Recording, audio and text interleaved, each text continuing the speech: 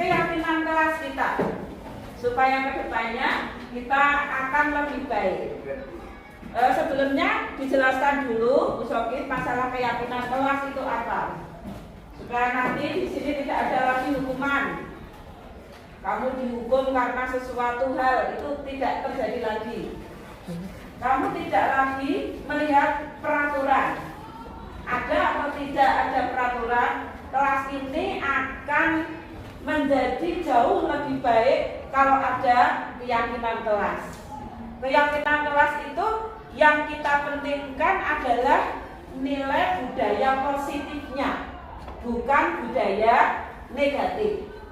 Contoh kalau budaya negatif itu yang peraturan itu jangan duduk di meja.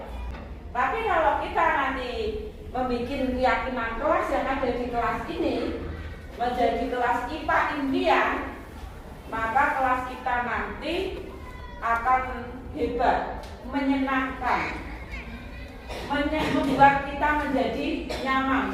Nyaman di kelas 8H. Ada satu contoh yang positif, keyakinan kelas yang positif. Salah satu contoh ada yang bisa menyebutkan, coba tunjuk jari satu saja. Ayo tunjuk. Menghargai teman. Menghargai teman. Oke, coba sekarang Bu Sokit membagi kertas untuk menulis keyakinan apa yang kamu inginkan di kelas ini.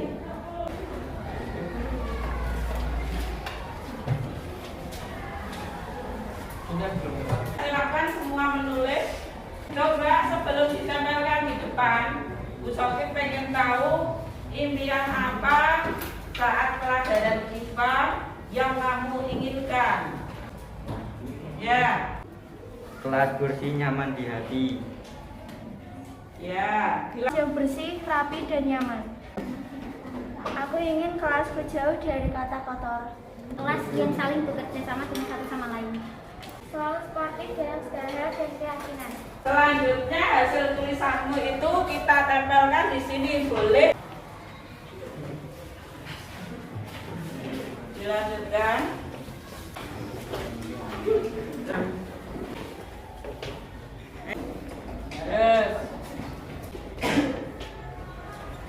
Tapi minta tolong dua orang untuk mengumpulkan kalimat temanmu yang hampir sama. Ini bersih, yang bersih jadikan satu semua. Taruh bawah sana. Ya. Ambil yang bersih dulu semua. Ya. Oke, terima kasih. Silakan duduk. Coba diperhatikan, keyakinan kelas kita itu ada 3. Yang pertama, saling menghargai. Yang kedua, bekerja sama, saling bekerja sama. Yang ketiga, kelas bersih. Jadi ini nanti yang harus dilaksanakan pada saat kelas impian IPA. Paham ya? Ini sudah disepakati ya? Sudah sepakat.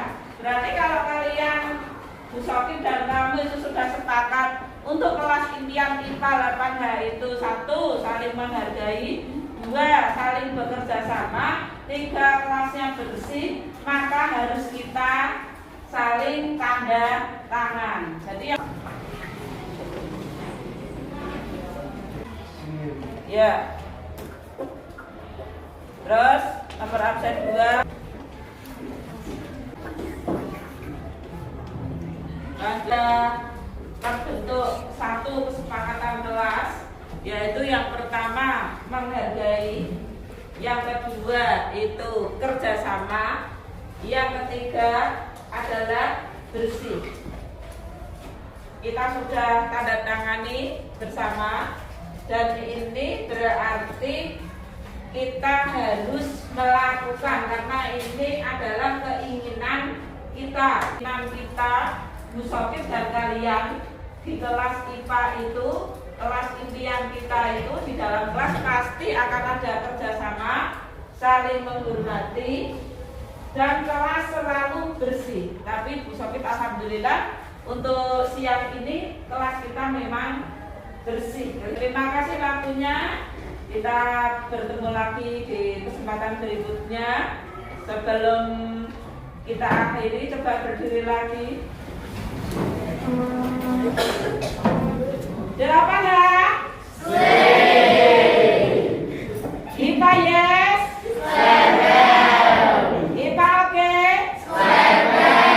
Kerja sama? Menghargai? Bersih? Terima kasih. Assalamualaikum warahmatullahi wabarakatuh. Assalamualaikum warahmatullahi wabarakatuh.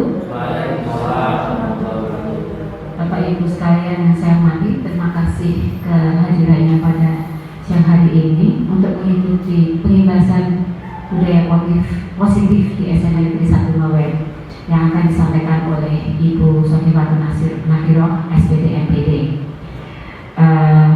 Pada kesempatan ini beliau akan menyampaikan pengimbasan budaya positif di SMP Negeri 1 Bawen. Pertama-tama saya budaya positif di sekolah. Coba Bapak Ibu ini saya bacakan. Apakah Anda setuju dengan pernyataan ini? Hukuman dapat mendisiplinkan anak, yang pertama. Kemudian pemberian hukuman dengan hal positif seperti membaca atau membersihkan halaman sekolah dapat meningkatkan disiplin anak. Kemudian yang ketiga, memberi penghargaan dapat meningkatkan motivasi belajar anak. Di sini saya ingin meminta dua dari Bapak atau Ibu untuk menyatakan setuju atau tidak dengan pernyataan ini. Kalau iya mengapa, kalau tidak mengapa. Saya minta tolong dua saja untuk Bu Santa.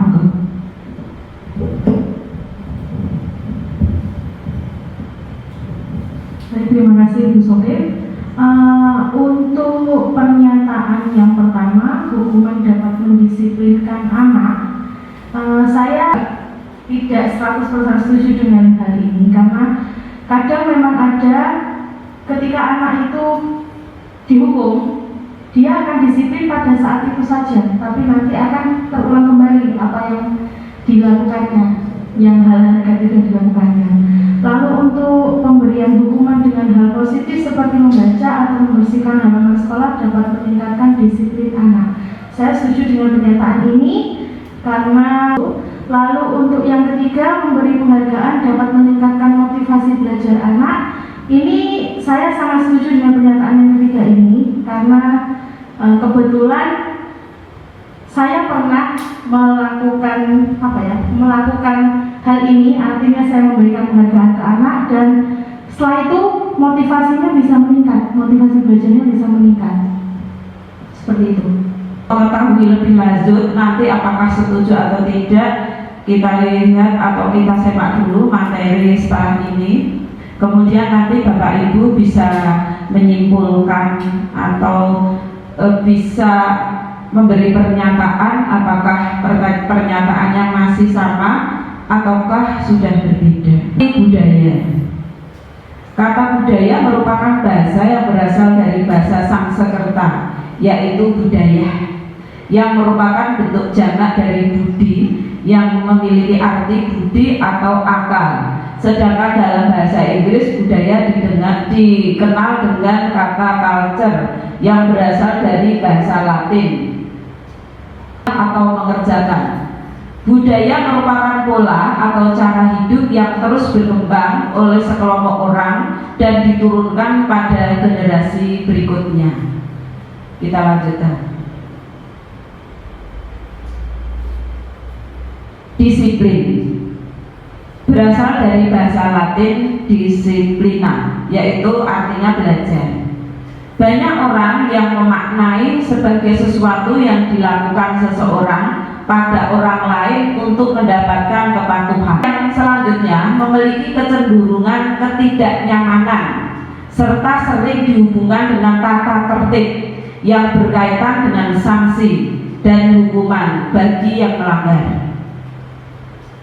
Namun di sini menurut Ki Hajar Dewantara menyatakan bahwa untuk mewujudkan murid yang merdeka, murid karena memiliki disiplin yang kuat yang berasal dari dirinya ataupun berasal dari luar diri. Jadi yang namanya disiplin itu harus ada motivasi dari dalam dirinya dan dari luar. Egosen dalam bukunya menyatakan disiplin berkonotasi dengan disiplin diri dari murid-murid yang dapat membuat seseorang menggali potensinya menuju kepada sebuah tujuan, sesuatu yang dihargai dan bermakna. Bagaimana cara kita mengontrol diri dan bagaimana menguasai diri untuk memilih tindakan yang mengacu pada nilai-nilai yang kita hargai. Dengan kata lain, seseorang yang memiliki disiplin diri berarti mereka bisa bertanggung jawab terhadap apa yang dilakukannya, karena mereka mendasarkan tindakan mereka pada nilai-nilai kebajikan yang universal. Budaya di sekolah ialah nilai-nilai atau keyakinan-keyakinan dan kebiasaan-kebiasaan di sekolah yang berpihak pada murid dapat berkembang menjadi pribadi yang kritis, penuh hormat, dan bertanggung jawab. Perubahan paradigma budaya positif. Di sini Dr. William Glasser dalam kontrol teori yang meluruskan miskonsepsi tentang makna kontrol. Yang pertama tadi, ilusi guru mengontrol murid. Pada dasarnya kita tidak dapat memaksa murid untuk berbuat sesuatu jikalau murid tersebut memilih untuk tidak melakukannya.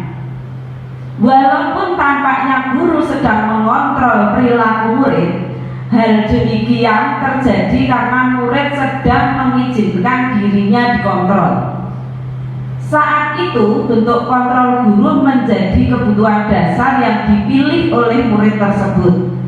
Teori kontrol menyatakan bahwa semua perilaku memiliki tujuan, bahkan terhadap perilaku yang tidak disukai. Kita lanjutkan. Ilusi bahwa semua penguatan positif efektif dan bermanfaat.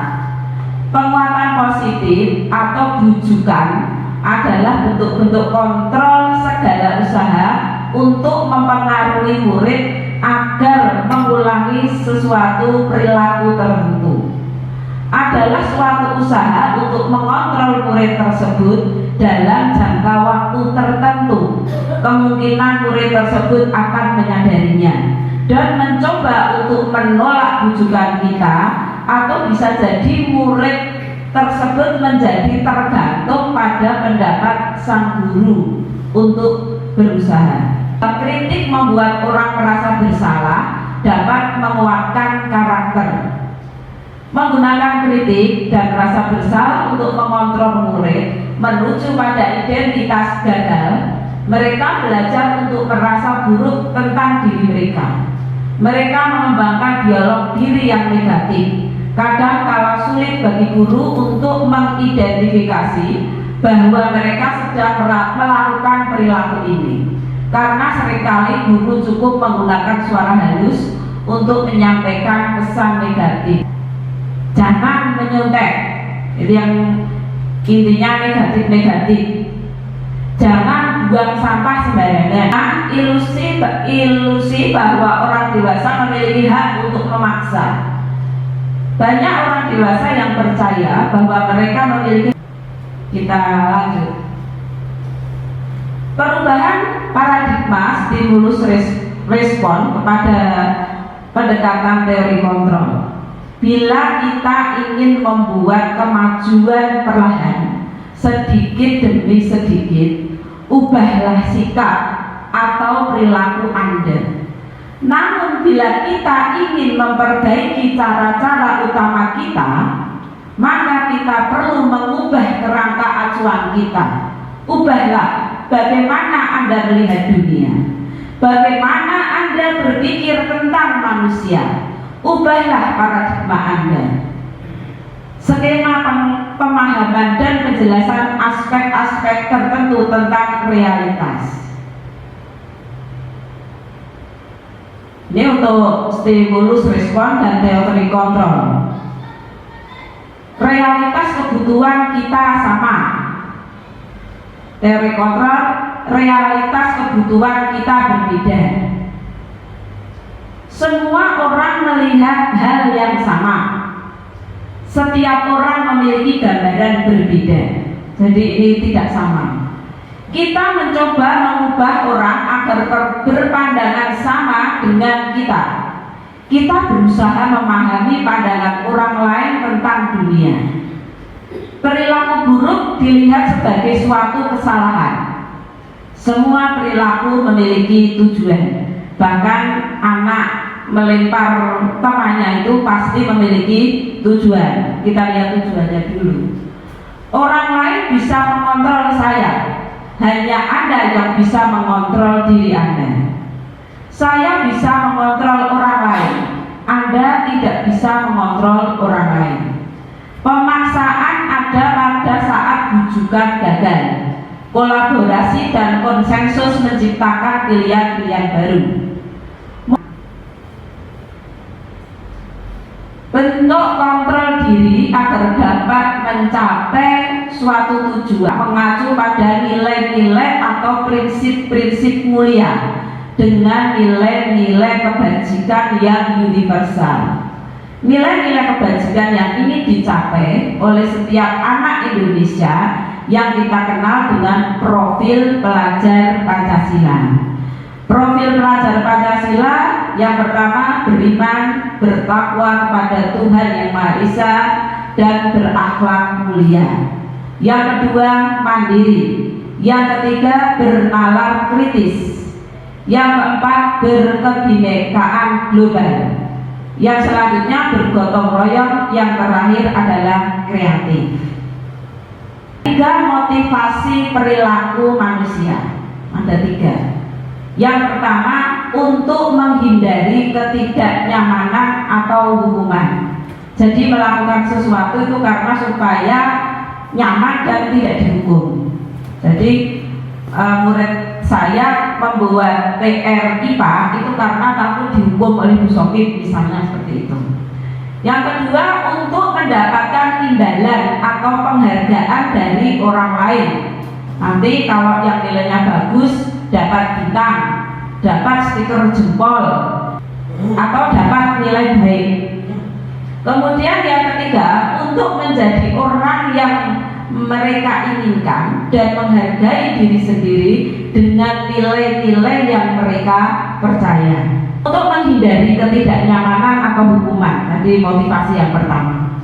Ini adalah tingkat terendah dari motivasi perilaku manusia. Orang dengan motivasi ini akan bertanya, apa yang akan terjadi apabila saya tidak melakukannya?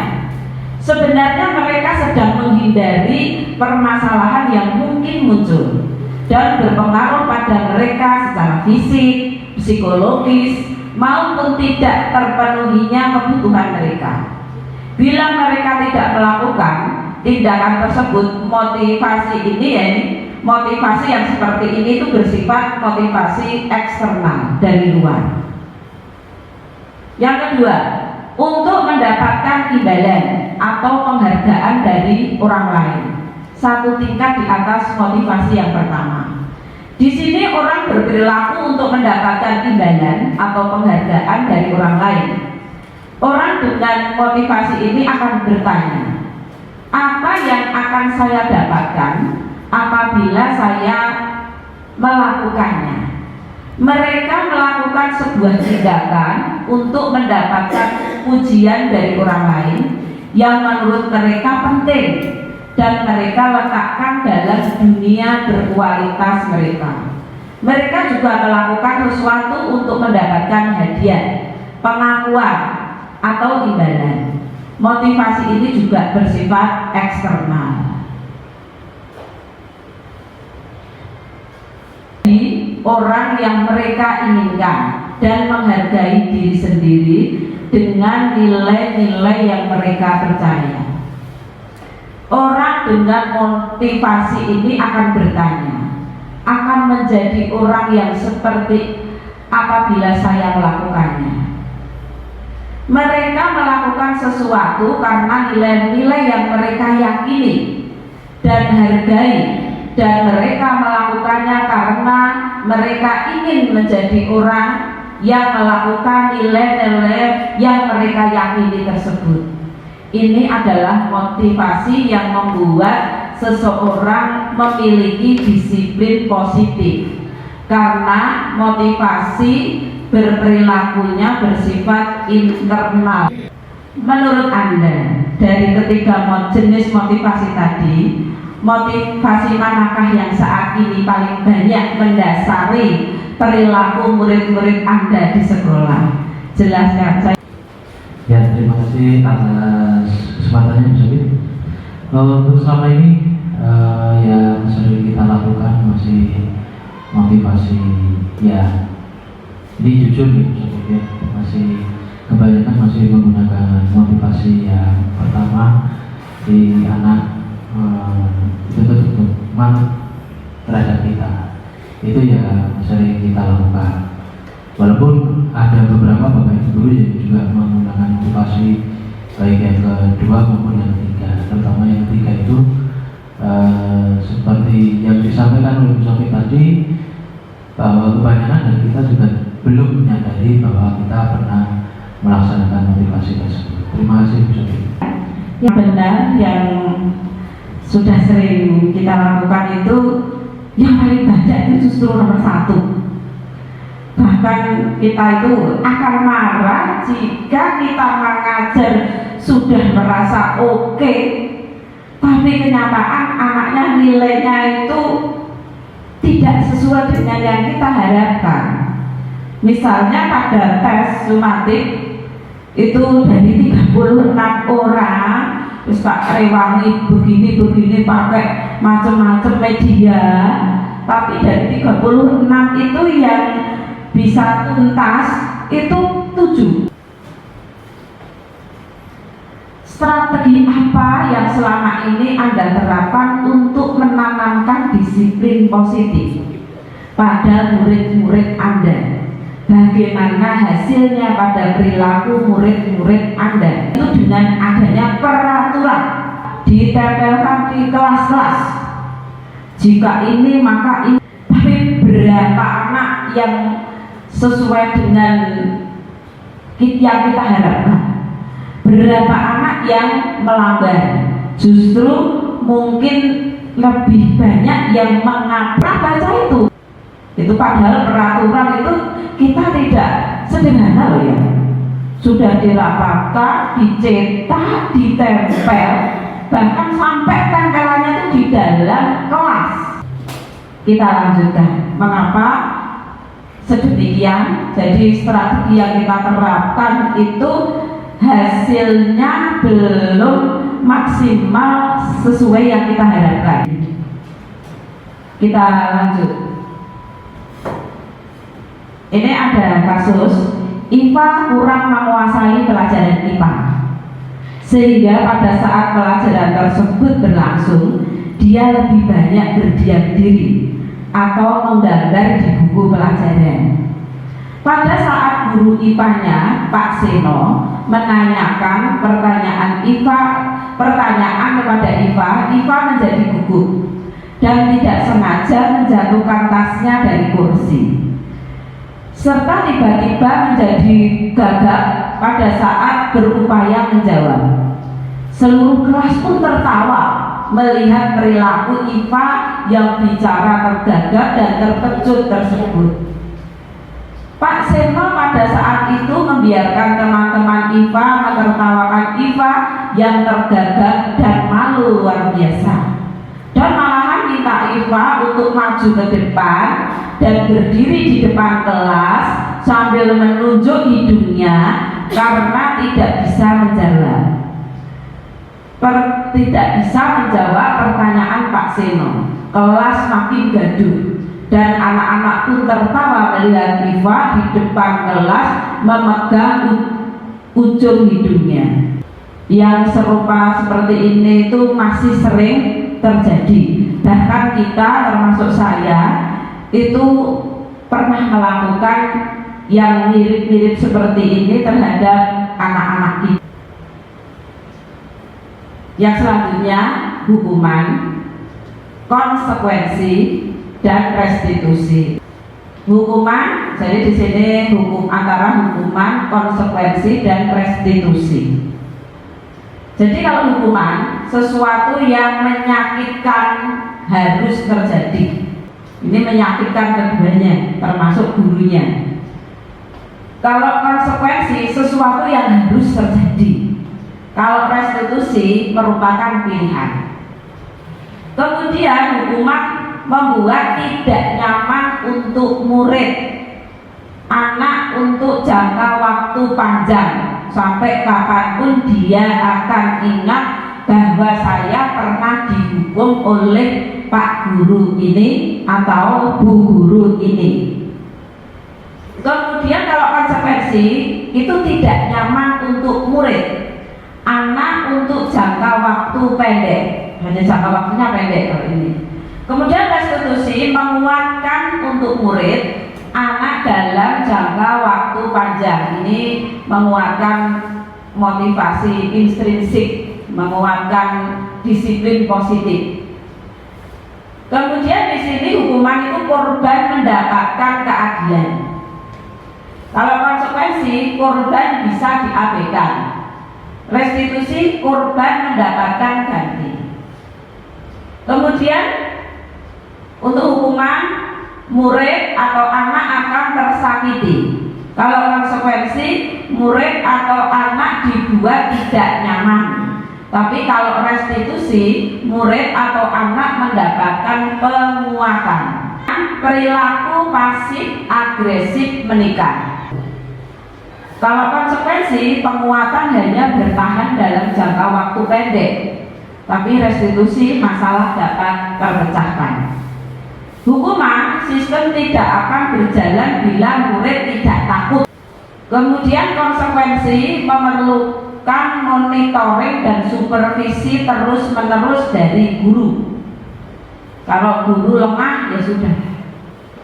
Restitusi, murid belajar bertanggung jawab untuk perilakunya.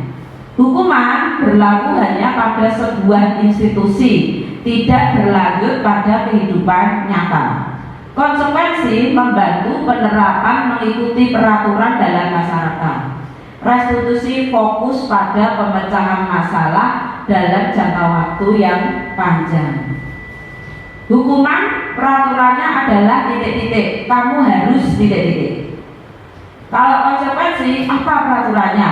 Mampukah kamu melakukannya? Terima kasih. Kalau restitusi, apa yang kamu yakini? Apa yang bisa kamu lakukan untuk memperbaiki masalah ini? Hukuman, murid atau anak membenci peraturannya. Kalau konsekuensi, murid atau anak menghormati peraturan. Tapi kalau restitusi, murid atau anak menghormati dirinya dan orang lain. Kemudian hukuman ini sifatnya negatif. Kalau konsekuensi netral, restitusi positif. Negatif, awas kalau dilakukan lagi ya, nanti awas kamu. Kalau netral, lakukan apa yang saya katakan.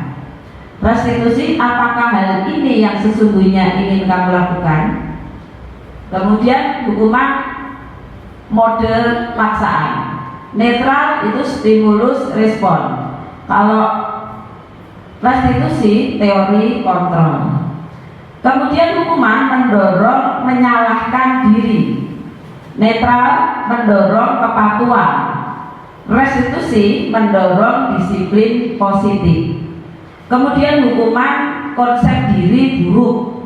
Kalau konsekuensi, konsep dirinya baik, tapi restitusi konsep dirinya kuat. Ya, kelas inti yang di mapel yang saya ampu saja. Nanti ada penjelasannya lebih lanjut. Ternyata anak menyukai ini. Ciri-ciri restitusi bukan untuk menebus kesalahan, namun untuk belajar dari kesalahan. 2. Untuk memperbaiki hubungan. 3. Tawaran bukan paksaan. 4. Restitusi menuntun untuk melihat ke dalam diri. Restitusi mencari kebutuhan dasar yang mendasari tindakan. Restitusi diri adalah cara yang paling baik. Restitusi fokus pada karakter bukan tindakan. Restitusi fokus pada solusi. Restitusi mengembalikan murid yang berbuat salah pada kelompoknya. Jadi ini ada contoh. Mencatat 100 kali di dalam buku dengan kalimat saya tidak akan terlambat lagi. Karena anak ini terlambat sekolah itu adalah hukuman. Lari mengelilingi lapangan basket 2 kali karena terlambat hadir di sekolah, hukuman. Murid diminta push up 15 kali karena tidak menggunakan masker ke sekolah, hukuman. Menggantikan kertas tugas teman yang telah dicoret-coret, konsekuensi. Membersihkan tumpahan air di meja karena tersenggol pada saat belajar, konsekuensi. Murid disuruh untuk tidak mengenakan sepatu seharian di sekolah karena tidak mengenakan sepatu hitam. Ini sering kita lihat di sekolah kita. Itu hukuman. Lari mengelilingi lapangan basket 2 kali karena terlambat 10 menit untuk pelajaran PJOK. Ini konsekuensi. Ini ada ilustrasi gitu ya. Ilustrasi. Jadi ini Pak Joko. Ada percakapan antara Pak Joko, Mario dan Adi. Jadi Pak Joko, Mario, Adi, Bapak tadi dengar laporan dari guru piket kantin. Sepertinya kalian dalam masalah ya. Ada yang bisa Bapak bantu? Apa yang terjadi? Mario dan Adi menjawab, iya Pak. Tadi pada jam istirahat pagi kami main lempar-lemparan makanan di kantin, tapi tidak sengaja malah melempar kena wajah Budina, kepala sekolah, ketika beliau sedang berjalan. Kalian main lempar-lemparan makanan di kantin kena wajah Ibu Dina ketika beliau sedang lewat? Iya Pak, dengan wajah sedih dan muka menunduk. Pak Joko, Adi, ada informasi yang kamu mau tambahkan? Adi, kami tidak bermaksud melakukannya Pak, tapi Pak Joko, tapi Adi, tapi kami tidak sengaja. Pak Joko, apakah kalian tahu kalau kalian berada dalam masalah sekarang? Mari, iya Pak Joko. Baiklah, Bapak di sini bukan untuk mencari siapa yang salah. Bapak di sini untuk mencari penyelesaian. Sekarang mari kita bicara tentang keyakinan kelas dan keyakinan sekolah kita. Apa yang kita percaya, yang mana yang kalian belum tunjukkan. Mari kita harus bersikap baik satu sama lain, menghormati orang lain, menghormati diri sendiri. Kalian berdua ingat dengan besok kita ke kantin dan kalian bisa berperilaku lebih baik lagi. Mengapa keyakinan kelas? Mengapa tidak peraturan kelas saja? Saya mencoba melakukan keyakinan kelas di kelas 8H. Masuk ke kelas, saya tanyakan di kelas 8H, kita sekarang buat kelas impian kita. Kamu tulis kalimat positif. Kalau kalimat negatif adalah bentuk dari peraturan. Jadi misalnya tidak duduk di atas meja, tidak boleh, jangan, itu adalah peraturan. Tapi kalau kalimat untuk keyakinan kelas itu kalimat yang positif. Contohnya tadi tulisan-tulisan anak itu sudah ada beberapa yang saya tulis di situ. Saya ingin kelas bersih. Saya ingin saling menghargai, saling guru menghormati, saling bekerja sama. Tulisannya itu macam-macam banyak. Kemudian saya satukan selalu menjaga kebersihan kelas, saling menghargai dan menghormati, selalu bekerja sama, mengambil keputusan dengan musyawarah, kemudian meningkatkan disiplin, membudayakan membaca, kemudian yang terakhir semangat belajar. Ini karena sudah keyakinan kita, maka harus ada penandatanganan. Jadi di kertas itu di samping post-it tadi, kemudian menandatangani semua. Nah, kemudian selesainya berarti bagaimana kelas kita? Coba ada yang membacanya. 8 hal saling menghargai. Luar biasanya Bu Soki. Ini jargon ketika masuk, keyakinan kelas ini harus ada ya. Iya Bu, mereka bikin sendiri dengan model gimana bentuknya. Tadi saya juga ikuti aja, ternyata bagus sekali. Tapi yang harus berubah diri kita sendiri dulu, baru kita nanti bisa menguatkan karakter anak kita berubah juga sedikit demi sedikit. Ada 5 kebutuhan dasar manusia menurut Dr. William Glasser dalam Choice Theory.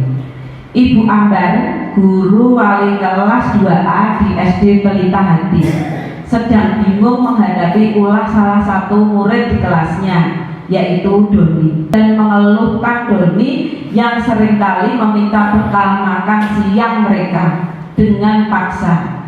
Jika Anda menghadapi situasi seperti ini, Ibu Ambar, apa yang akan Anda lakukan? Menurut Anda, kira-kira apa alasan Doni melakukan hal itu? Mungkin akan mendekati Doni dulu. Saya mencari kenapa kok Doni sampai meminta bekal makan siang teman-temannya. Seperti itu. Lalu sambil nanti setelah saya tahu masalahnya apa, sambil Doninya dibilangin kalau konsekuensinya dia kalau melakukan seperti itu apa. Sebenarnya kita itu sudah menjadi guru yang sangat luar biasa, namun kita itu kurang menyadari kalau kita itu sudah luar biasa. Ada 5 kebutuhan dasar manusia. 1. Penguasaan. 2. Kasih sayang dan rasa diterima. 3. Kesenangan. 4. Kebebasan. Dan 5. Bertahan hidup. Tapi yang paling pokok pertama itu yang bertahan hidup. Kemudian 4 kebutuhan dasar yang lainnya itu dibutuhkan setelah kebutuhan yang utama ini, tentang 5 posisi kontrol. Nanti kita itu di mana sebagai guru itu, nanti yang tahu diri kita sendiri. Jadi yang pertama, kita sebagai penghukum. Yang kedua, kita sebagai pembuat orang merasa bersalah. Yang ketiga, kita sebagai teman. Yang keempat, kita sebagai pemantau. Yang kelima, sebagai manajer. Jadi di sini bergerak antara peraturan pemantau itu konsekuensi memberikan di sini konsekuensi atau memberi hadiah. Tapi kalau manajer itu bagaimana memperbaiki, itu menyelesaikan masalah dengan segitiga restitusi. Yang pertama yang kita lakukan adalah menstabilkan identitas. Ada 3 tadi. Untuk membuat anak yang merasa gagal karena berbuat salah menjadi positif dengan dirinya. Jadi kenapa anak seperti itu pasti ada tujuannya. Guru berkata, berbuat salah itu hal yang manusiawi. Tidak ada manusia sempurna. Bapak, ibu juga buat salah. Kita pasti bisa menyelesaikan permasalahan ini. Bapak atau ibu tidak tertarik untuk mencari tahu siapa yang benar, siapa yang salah. Bapak atau ibu lebih tertarik untuk menyelesaikan masalah. Kemudian yang kedua, validasi kebutuhan. Tadi kan ada, kita lanjut dulu. Membantu siswa mengenali basic need, kebutuhan yang ingin terpenuhinya ketika melakukan kesalahan. Pada dasarnya, setiap tindakan manusia itu tujuannya adalah memenuhi kebutuhan dasar. Apakah itu tadi yang 5 tadi ya, power, freedom, love and belonging, fun, atau survival. Guru berkata, kamu bisa saja akan melakukan hal yang lebih buruk, tapi kamu tidak melakukannya kan? Kamu pasti punya alasan mengapa melakukan. Apa yang penting bagi kamu? Kamu boleh tetap berusaha menjaga sikap itu, tapi tambahkan sikap lain yang baru. Maukah kamu belajar cara lain untuk mendapatkan yang kamu butuhkan tanpa harus memukul? Yang ketiga, menanyakan keyakinan. Anak melihat kesalahan dihubungkan dengan norma sosial, nilai-nilai yang mendasari manusia berinteraksi dengan orang lain. Apa nilai yang kita percaya di kelas atau di sekolah kita? Jadi seperti saya tadi sudah membuat keyakinan kelas di kelas IPA impian begitu. Ketika ada masalah nanti saya hubungkan dengan keyakinan kelas IPA impian begitu. Nilai-nilai universal apa yang telah kita sepakati? Tadi saling menghormati, kemudian menghargai, dan seterusnya. Kelas yang ideal itu seperti apa? Kelas ideal seperti yang diinginkan anak. Kemudian kamu ingin jadi anak seperti apa? Jadi dia punya keinginan, jangan kita mencetak dia jadi apa yang kamu rasakan ketika kamu melakukan itu. Kamu menjadi orang seperti apa? Mungkin itu yang bisa saya berikan Bapak Ibu. Semoga bermanfaat untuk kita semua. Semoga akan sedikit mungkin satu titik atau satu noda bisa merubah paradigma kita. Mari kita sedikit demi sedikit merubah diri kita untuk merubah sikap anak sebagaimana yang diatur sama Ki Hajar Dewantara, bahwa kita mendidik itu menghamba kepada murid. Waktu saya kembalikan kepada moderator. Assalamualaikum warahmatullahi wabarakatuh. Bapak Ibu sekalian, terima kasih pada Bu Sofit atas pemaparannya. Ini menjadi budaya positif, terutama di lingkungan kerja kita, yaitu di SMP 1 Bawen. Bersama kita buka 2 pertanyaan. Ini bukan pertanyaan Bu Sofit, tapi apa yang disampaikan oleh Bu Sofit tadi itu sedikit, bukan sedikit ya, tapi banyak sekali memberikan pencerahan terhadap saya khususnya, dan mungkin terhadap teman-teman tentang menjadi guru yang lebih baik dan menjadi seorang guru yang menghamba pada muridnya, atau bisa intinya seperti yang dikatakan oleh Ki Hajar Dewantara tadi adalah kita menjadi guru yang lebih membahagiakan murid. Belum memetakan yang jelas itu apabila kita menjadi guru yang berinstitusi itu kan kita di kelas ada permasalahan yang sangat berat, misalkan penganiayaan. Tentu berarti kan kita tetap harus memperlakukan peraturan yang berlaku di sekolah. Misalkan ada perkelahian sampai menimbulkan luka, ya berarti toleransi, dan tentunya kita harus tetap menjalankan peraturan. Di peraturan itu kan ketika ada pelanggaran di perkelahian itu kan maksudnya dikembalikan kepada orang tua. Itu bagaimana? Terima kasih Bu Sofi. Terima kasih Pak Yoga. Memang yang ada kenyataan di sekolahan itu yang ada sampai saat ini itu tentang peraturan. Mulai dari diri kita, mulai dari pelajaran kita, mulai dari kelas impian kita, kemudian tadi membangun keyakinan. Misalnya saya tadi kelas IPA impian, kemudian naik lagi menjadi kelas impian, ya tadi ya, untuk keyakinan kelas berarti dilakukan oleh wali kelas, kemudian menjadi naik lagi menjadi keyakinan sekolah yang lebih besar lagi. Itu kan akan meningkatkan karakter anak. Seandainya itu perlahan-lahan kita lakukan itu, mungkin perkelahian antar anak yang sampai seperti itu mungkin akan berkurang sangat banyak.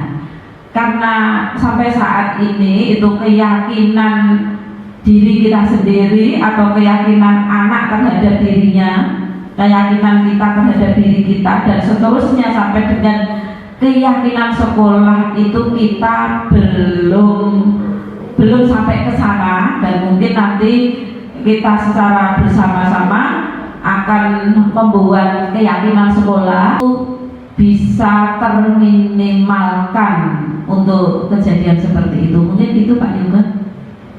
Bagaimana Pak Yoga?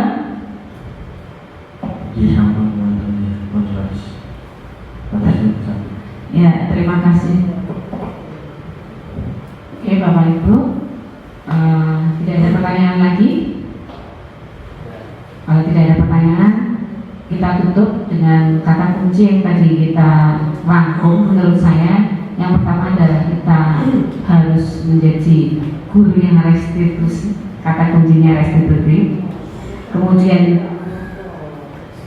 kita tuh jadi hambanya anak. Yang ketiga, kita wujudkan kelas impian. Itu adalah peta besar yang akan kita wujudkan. Ketika impian kelas itu terwujud, enak bagi anak, enak bagi kita. Jadi proses belajar mengajar tersampaikan dan suasana menyenangkan. Itu kesimpulan yang saya tulis, yang menurut saya kata kunci yang penting yang kita dapatkan sore hari ini. Demikian Bapak Ibu, kita beri aplaus untuk Ibu Sofi Pardon atas materinya. Sampai ketemu di lain kesempatan.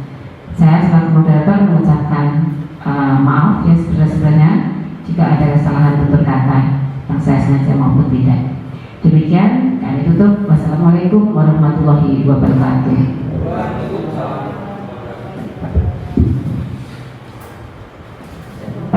Jadi bahkan untuk anak warahmatullahi wabarakatuh.